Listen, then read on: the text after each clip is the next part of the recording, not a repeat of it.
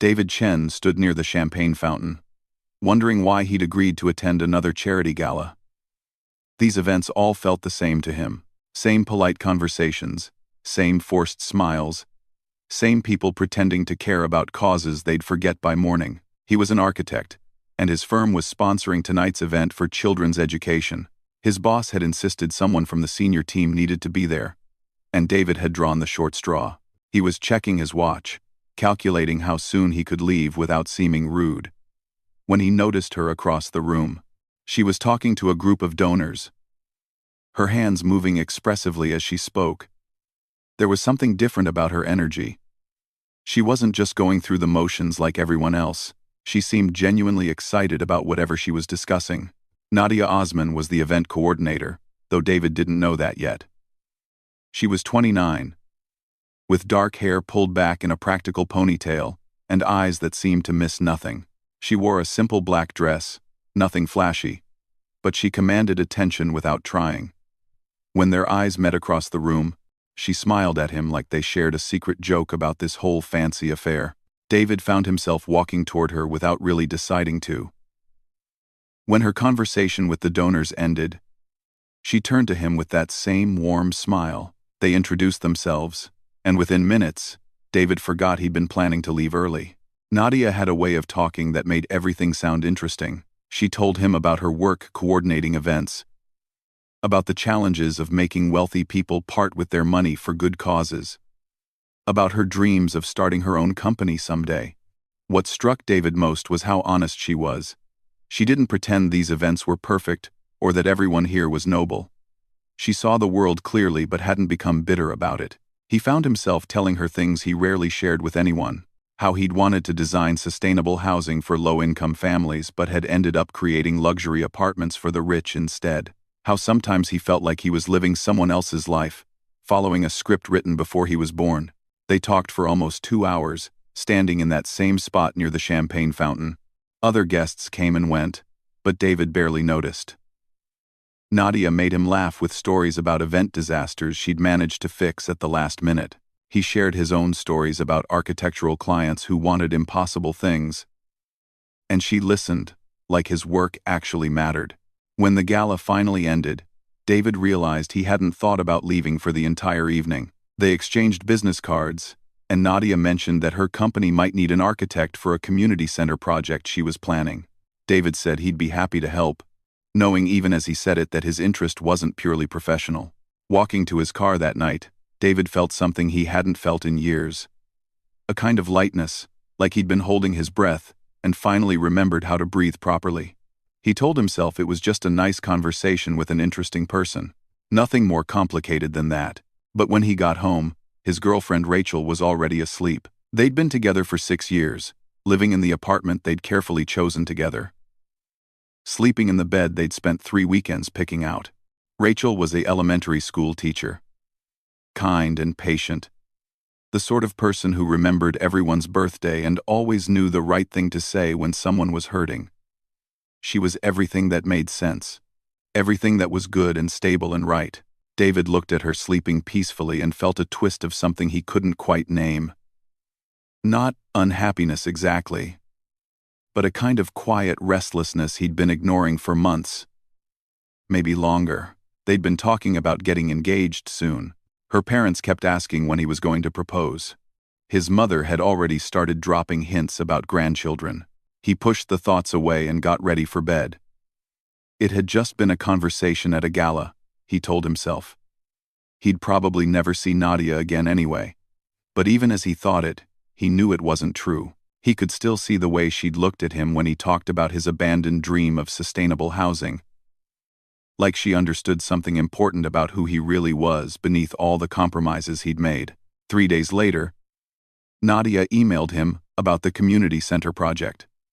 It was a professional email, friendly but appropriate, asking if he'd be interested in consulting on the design. David stared at her message for a long time before responding. He knew he should suggest she contact his firm's main office, let someone else handle it. But instead, he wrote back saying he'd love to meet for coffee to discuss the project details. That coffee meeting turned into lunch. They met at a small cafe downtown. and what was supposed to be a 1-hour meeting stretched into 3. Nadia showed him her vision for the community center, and David found himself sketching ideas on napkins, getting excited about architecture in a way he hadn't felt since university. She challenged his ideas, but in a way that made him think harder. Push further. Be better. When they finally left the cafe, Nadia suggested they meet again the following week to continue planning. David agreed immediately, already looking forward to it more than he wanted to admit. Over the next 3 months, David met with Nadia regularly. Always for work, always with a legitimate reason, but the line between professional and personal kept blurring in ways that made David's chest tight with something between excitement and dread. They met for coffee to discuss project details, then stayed to talk about books they were reading. They met for lunch to review budget proposals, then shared stories about their childhoods and the paths that had led them to this moment.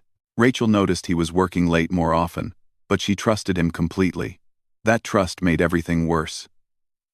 David would come home and she'd ask about his day with genuine interest, and he'd tell her about the community center project while carefully editing out every mention of Nadia's laugh or the way their conversations made hours feel like minutes. His friends thought he seemed distracted. His best friend Kevin asked if everything was okay with Rachel, if the engagement pressure was getting to him. David laughed it off, said everything was fine, but the question stayed with him. Was everything fine? He loved Rachel, didn't he? They rarely fought. Their life together was comfortable. They wanted the same things. Or at least, he'd thought they wanted the same things. But with Nadia, he felt like a different version of himself. A version that took risks, that dreamed bigger, that hadn't given up on the idealistic kid who'd entered architecture school determined to change the world. Nadia believed he could still do meaningful work, and when she looked at him, he almost believed it too. One evening in late October, David and Nadia were working at her apartment. It was the first time they'd met somewhere that wasn't a public place, and David had hesitated before agreeing. But Nadia had all her project files there, and it made sense professionally. That's what he kept telling himself. Her apartment was small but carefully decorated, full of plants and books and photographs from her travels. Music played softly in the background. They spread project papers across her coffee table, sitting on the floor with their laptops, working through design challenges for the community center. But as the evening wore on, the conversation drifted away from work. Nadia told him about her last relationship, how her ex-boyfriend had felt threatened by her ambitions, how he'd constantly made small comments about her work not being as important as his. She'd finally left, choosing herself over a relationship that was slowly making her smaller. David found himself opening up in ways he rarely did with anyone. He talked about the pressure he felt to live up to everyone's expectations, how his parents had sacrificed so much to give him opportunities, and now he felt obligated to pursue success as they defined it, how Rachel was perfect on paper, how everyone loved her, how getting engaged to her made complete sense. But somewhere along the way, he'd stopped asking himself what he actually wanted. He'd just been following the path that seemed right, that made everyone around him happy. Nadia looked at him with understanding in her eyes. She didn't offer easy answers or tell him what to do. She just listened in a way that made him feel truly heard for the first time in years. They were both reaching for the same document when their hands touched. It was such a small thing, fingers brushing accidentally, but neither of them pulled away. The air in the room seemed to shift, becoming heavier, charged with everything they'd been carefully not saying to each other for months. David knew he should leave. He knew this moment was a cliff edge, and one more step would send him tumbling into something he couldn't take back. But Nadia was looking at him with an expression that matched everything he'd been feeling. All the want and confusion and reckless possibility. When they kissed, it felt like falling and flying at the same time. Every rational part of David's brain was screaming at him to stop, but his body wasn't listening. 3 months of tension and connection and carefully maintained boundaries dissolved in that moment. Afterward, sitting on opposite ends of her couch with careful space between them, reality crashed back in. David couldn't look at her directly. He kept thinking about Rachel at home, probably grading papers or planning lessons, trusting him completely while he sat here having just destroyed everything. He left just after midnight, mumbling something about needing to go. Nadia touched his arm as he reached the door, her eyes searching his face. She started to say something, then stopped. What was there to say that wouldn't make it worse? David spent the next week in a fog of guilt and confusion.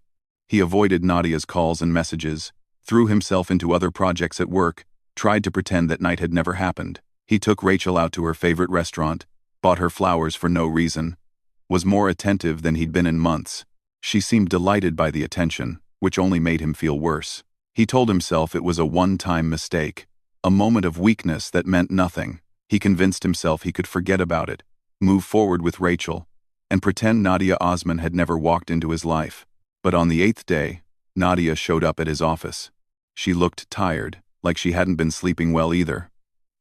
She asked if they could talk, and David couldn't bring himself to say no. They went to a quiet park near his office building, sitting on a bench far from anyone else. Nadia spoke first. She said she wasn't expecting anything from him, wasn't trying to complicate his life, but they needed to address what happened. She'd spent the week thinking about it, about them, about whether what they felt was real or just the excitement of something forbidden. Her honesty broke something open in David. He admitted he hadn't stopped thinking about her, that he'd been lying to himself, thinking 1 week of avoidance would make his feelings disappear. They talked for hours, circling around the impossible situation they'd created. David was with Rachel. They were planning a future together. But what he felt for Nadia wasn't going away just because it was inconvenient or wrong. They should have ended it there. David should have walked away, chosen his relationship, done the right thing. Instead, they started meeting again. Just coffee at first, telling themselves they could be friends. But friendship was never really an option.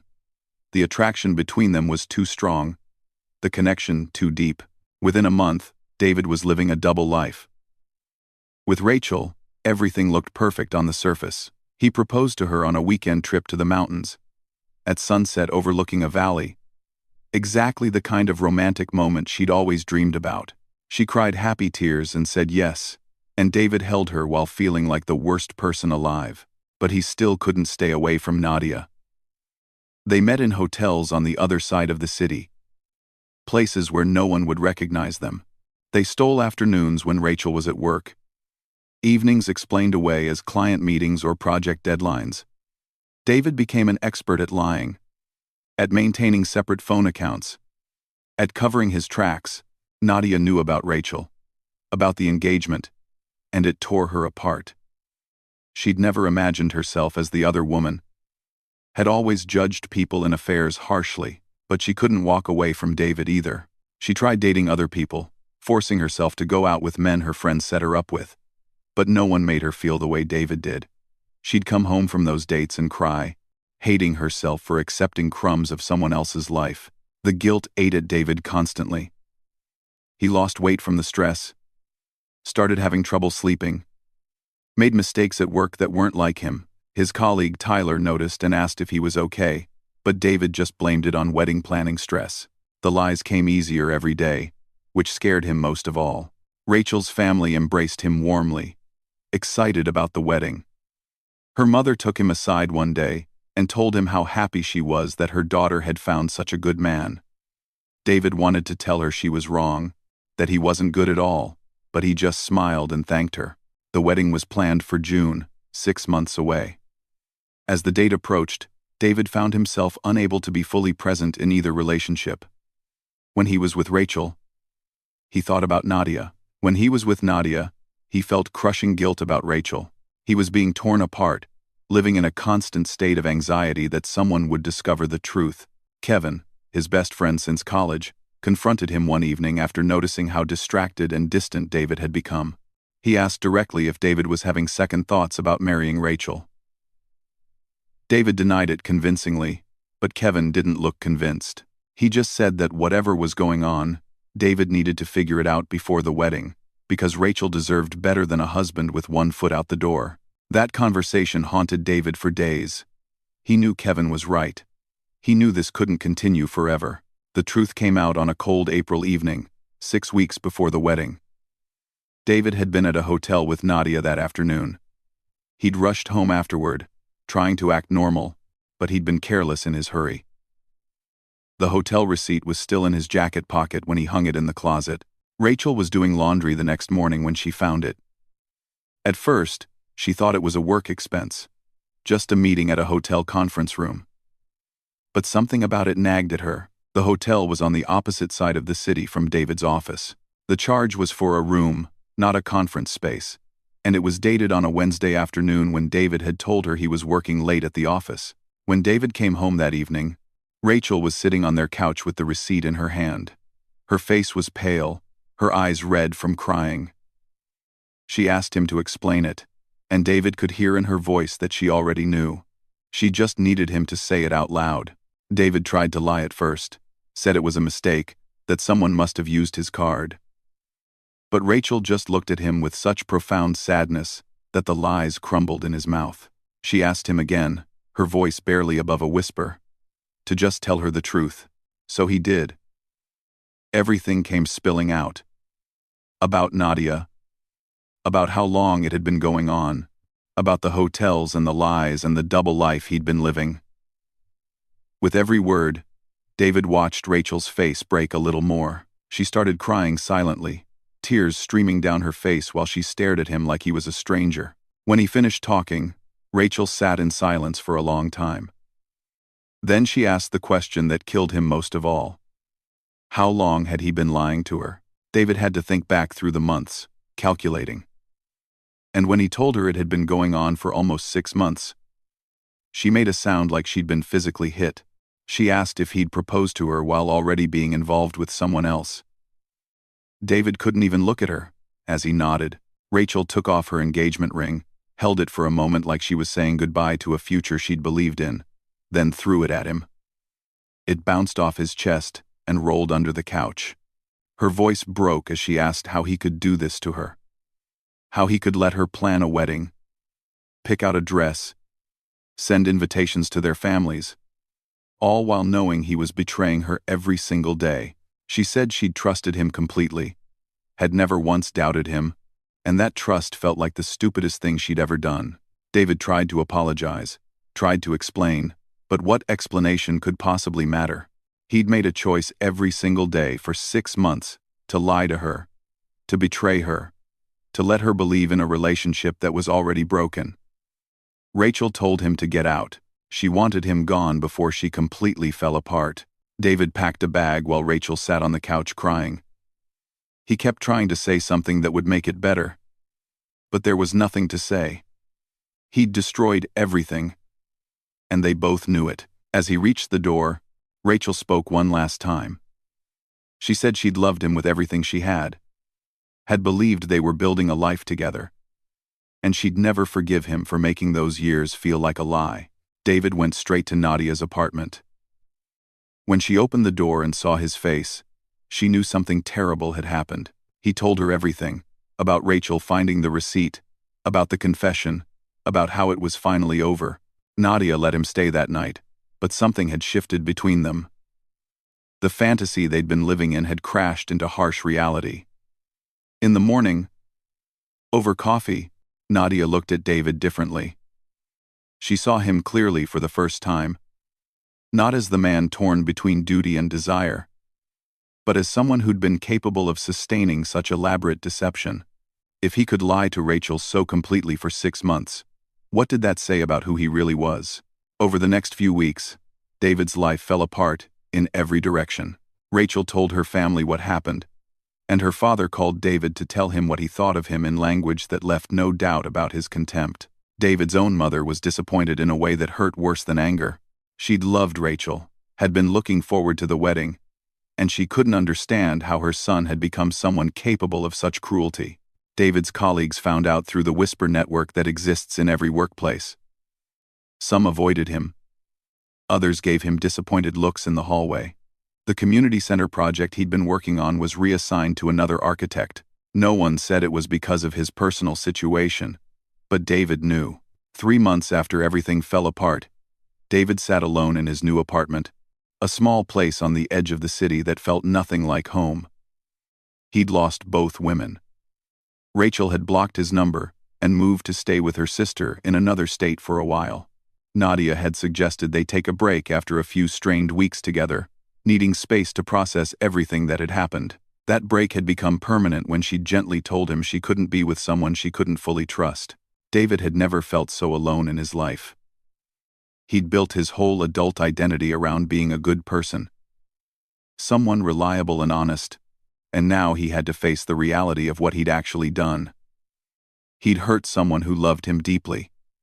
He'd lied repeatedly to someone who'd trusted him completely.